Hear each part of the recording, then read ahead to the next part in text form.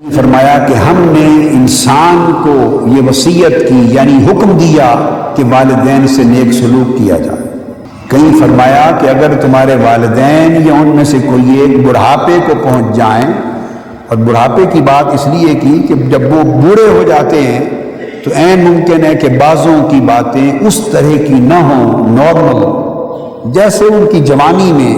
جب شعور بھی جوان تھا اس طرح ہوا کرتی تھی۔ ممکن ہے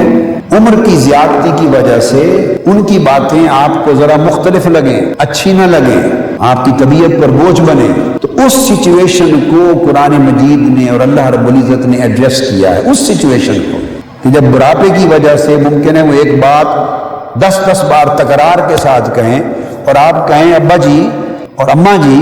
یہ ایک بات آپ نے بات کہہ دی ہے، میں نے سن لی ہے، اسے 10 بار کہنے کی کیا ضرورت ہے؟ پھر طبیعت اس طرف آئے گی۔ یہ اس سچویشن کو، نفسیاتی سچویشن کو ایڈریس کیا جا رہا ہے کہ اگر بڑھاپے کو پہنچ جائیں تو ان کی باتیں آپ کو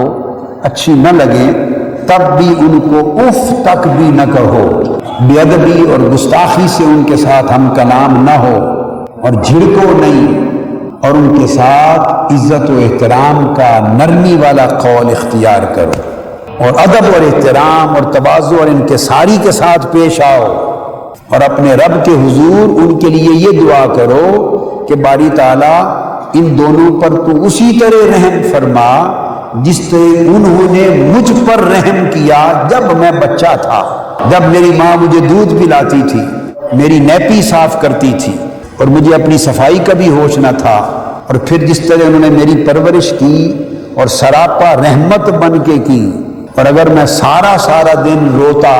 یا بچپن میں ایک ہی سوال 100 بار کرتا، تکرار کرتا رہتا، تو میرے ماں باپ ہر بار مسکرا کے جواب دیتے، مجھے مارتے نہیں تھے، جھڑکتے نہیں تھے۔ جس طرح میرے بچپن میں انہوں نے میرا خیال رکھا، اس طرح ان کے بڑھاپے میں تو ان کا خیال رکھ۔ اور پھر فرمایا کہ ہم نے والدین کے ساتھ نیکی کا حکم دیا، اور اس کے بعد ماں پہ کنسنٹریٹ کر دی بات، والدین کی بات کر کے پھر ایمفسائز کیا،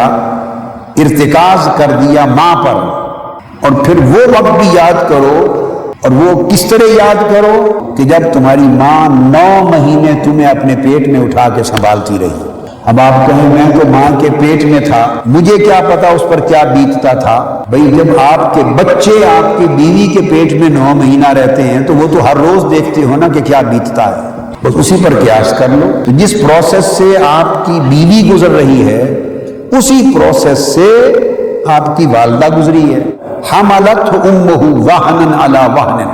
وفصالہ فی عامین، پھر پیدائش کے بعد 2 سال تک، پھر اس نے 2 سال کی عمر بتائی ہے کہ 2 سال تک اس نے کس طرح دودھ پلایا، کس طرح پرورش کی، کہ 2 سال کا عرصہ لیتا ہے بچہ تھوڑا زیادہ بولنے میں، تیسرے سال میں جا کے تھوڑا ایکسپریس کرنے لگتا ہے۔ جب بول نہیں سکتا تو وہ صرف رو کر چیخ پکار کے ذریعے ہی اپنا مطالبہ رکھتا ہے، اور اس کی چیخ سن کر بھی بعض اوقات کان تھک جاتے ہیں۔ اور اس